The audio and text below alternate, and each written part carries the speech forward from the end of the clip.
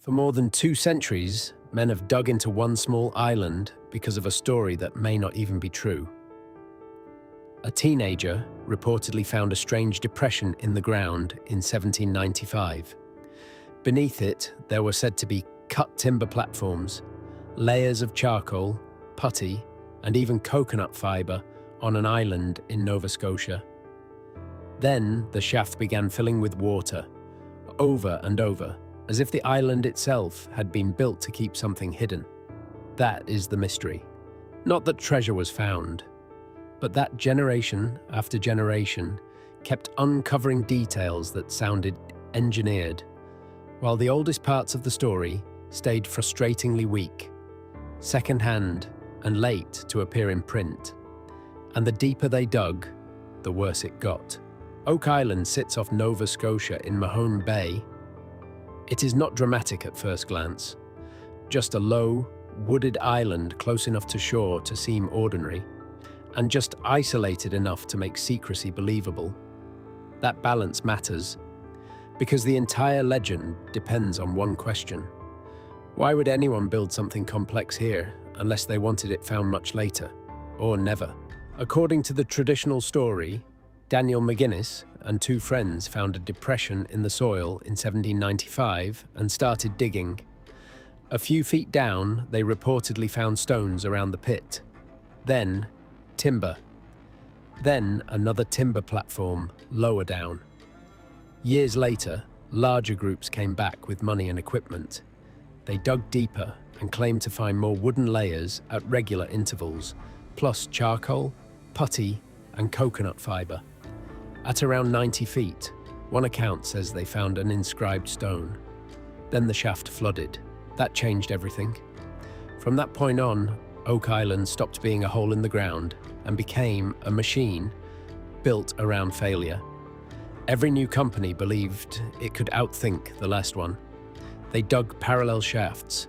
They tunneled sideways. They tried to intercept what they thought were flood tunnels from nearby Smith's Cove. Again and again, the sea rushed back in. And then, the search itself began destroying the evidence. Collapsed platforms dropped deeper. New shafts caved into old ones. The original money pit's exact location was eventually lost.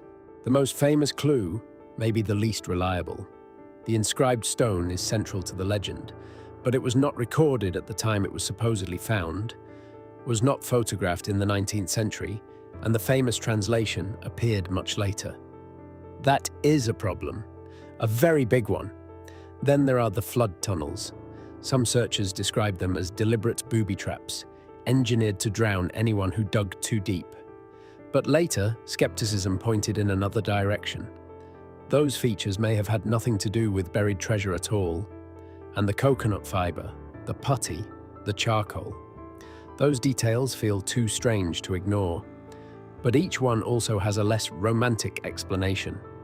Packing material from ships, industrial residue, a reused natural feature made to look intentional because later treasure hunters wanted it to be. That is what makes Oak Island so stubborn. Almost every clue sounds compelling at first, then starts to wobble as soon as you touch it. The island took more than money, as it took lives. By the 19th century, one accidental death had already been reported during excavation work. And in 1965, Robert Restall, his son, and 2 other men died after being overcome by hydrogen sulfide fumes in a shaft near Smith's Cove. That disaster helped harden the legend of the so-called curse. 7 must die before the treasure is found. It is the kind of detail Oak Island collects naturally. A tragedy folds into an old story, and the old story suddenly feels prophetic. Modern searches brought drills, cranes, seismic testing, dye tests, and television cameras. Still no confirmed treasure. Just more fragments, more voids, more reasons for believers to keep going, and for skeptics to say the island has been manufacturing its own myth for generations. There are really only 2 theories that matter. One says Oak Island hid something valuable, and the flood systems, platforms, and strange materials were part of a deliberate design. Pirate treasure, military loot, religious artifacts. Pick your favorite flavor. The other says the treasure came later, that the original depression may have been a natural sinkhole, and many of the so-called clues fit ordinary industrial use more neatly than a vast secret vault. That second theory is less glamorous, which is probably why people keep digging. Oak Island's greatest trick may be that it does not need real treasure to work. It only needs just enough wrongness.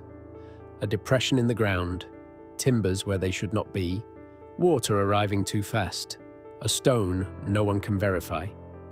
A place searched so many times that the search itself became the mystery.